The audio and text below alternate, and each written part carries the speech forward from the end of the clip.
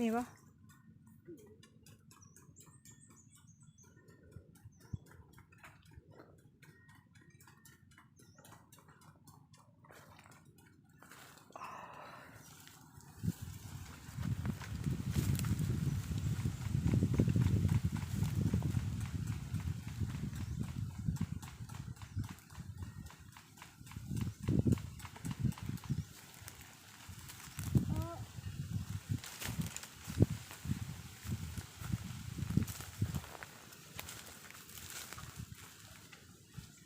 กระทั่งบ่ใหญ่กับแง่นั่ง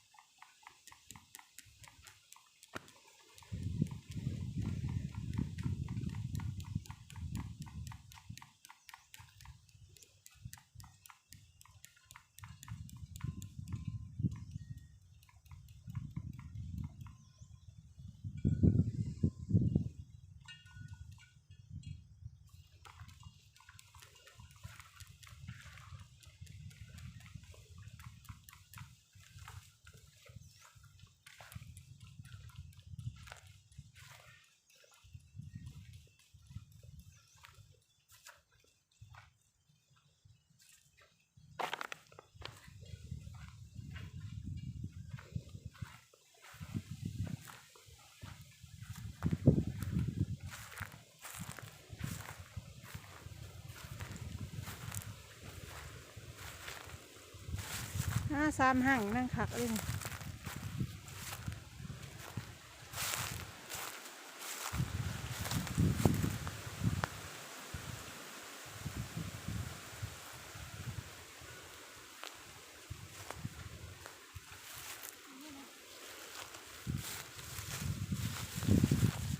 ข้างในนั่นมันก่อนนี่ข้างในก่อนตาคุลงโขกแต่ย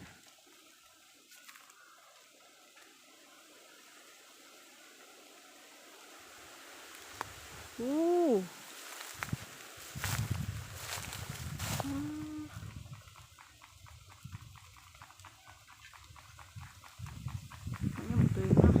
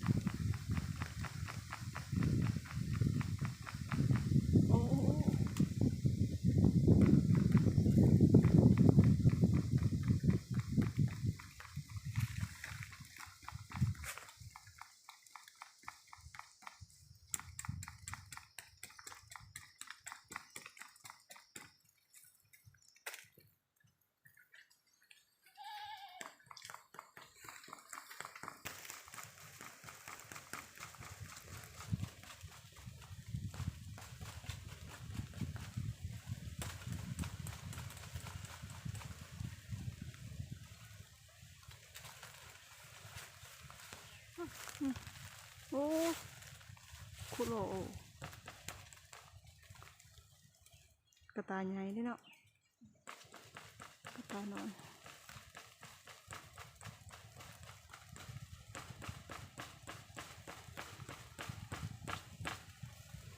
หมดเลย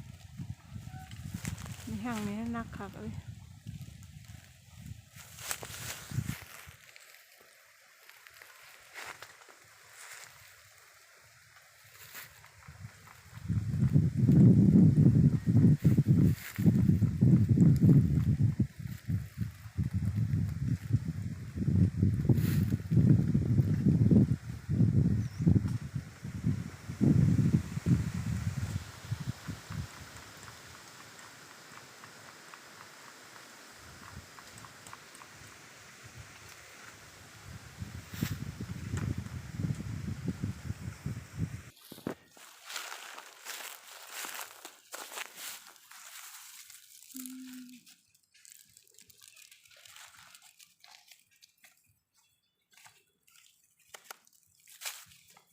รีบ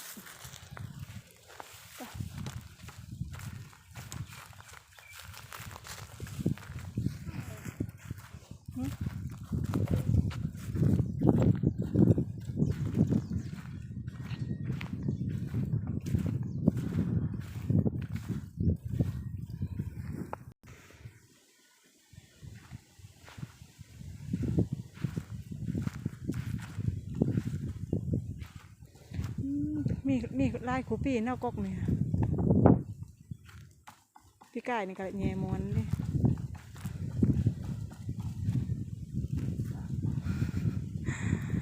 เอามาหันใครรีบก็บ่ยั่งทางบ้านเข้าหัน ว่ามันตื่น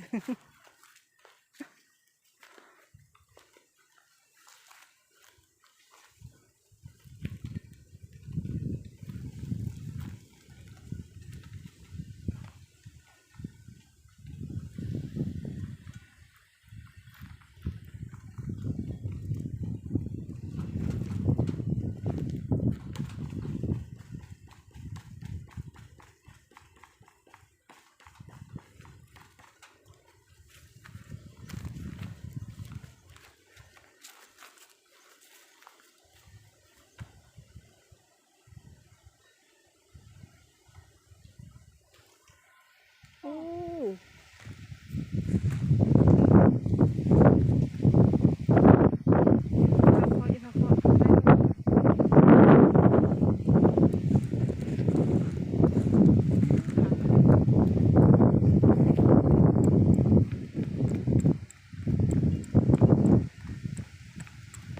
้ซองห่างเลยนะทำไมข้างในก็มีห่างเลย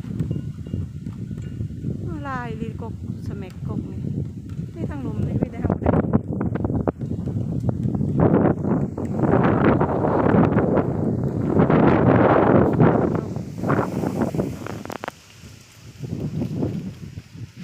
ทางนี้ยังมีควายไล่อยู่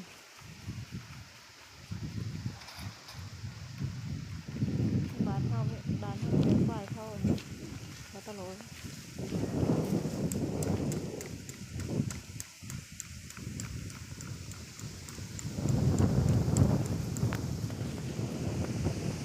ได้ก่อนรอก่อน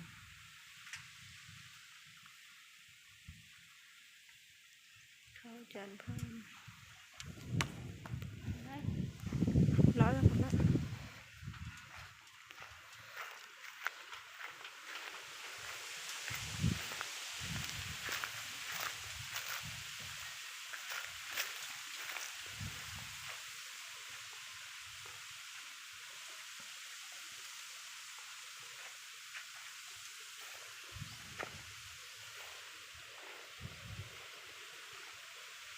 ได้ทางแมมนี่ฮะมึงไงนี่กวานี่จะมาเขาไก่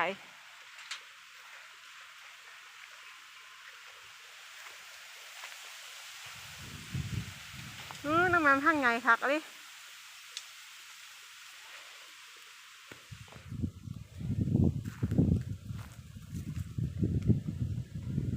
ตื่นกระป๋อมดิ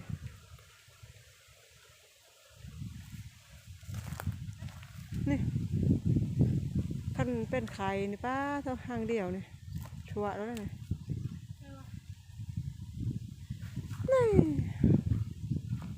มันสิรุดเลยเสือกก็ได้เฉพาะแล้วเป็นตรงแต่งแต่งไม้ดิ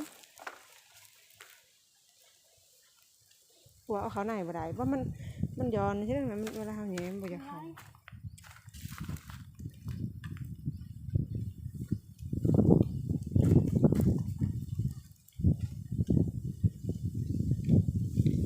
ห่างไหมเมื่อห่างเก่า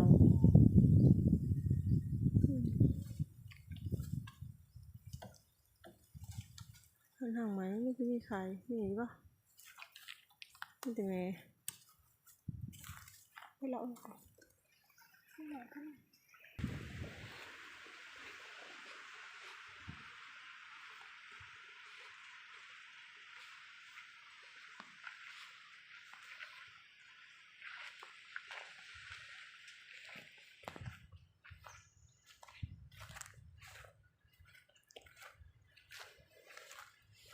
น้ำแมมก็ขอกที่มีทางลายนี่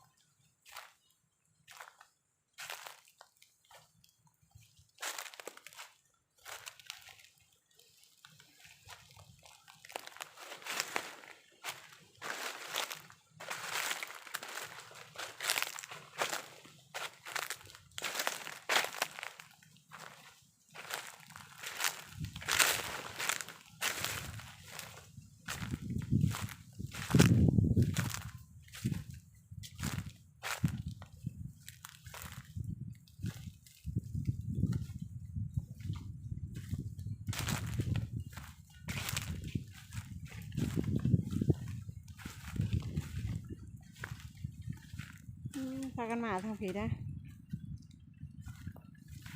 บริเวณ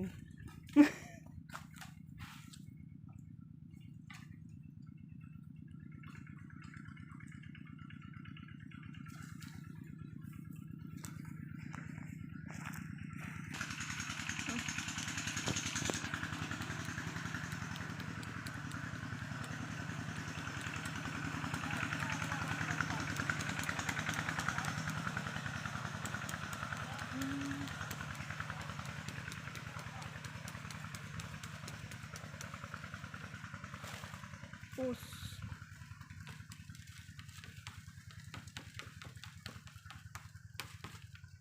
เข้ากระตายบ้างนะ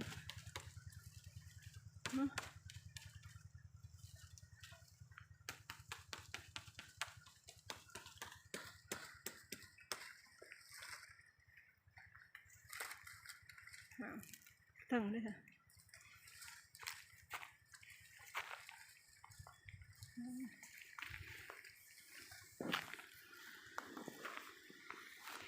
จะข้าวจันทร์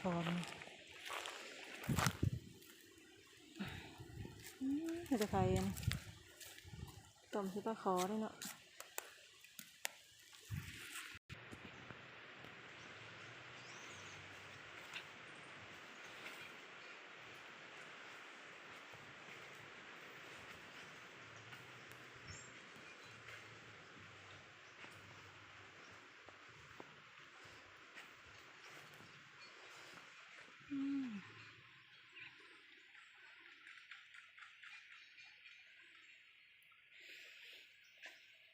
หมดละ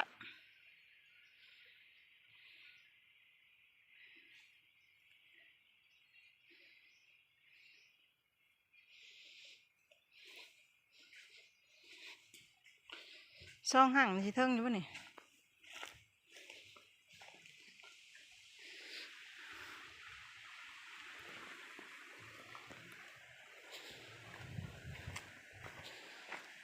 ห้ามันใหญ่นะมัน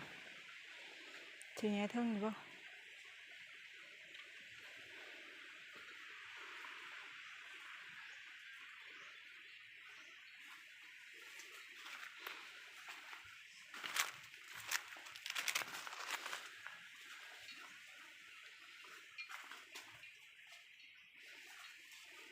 ถ้าเบิ่งตอนเอาลงมา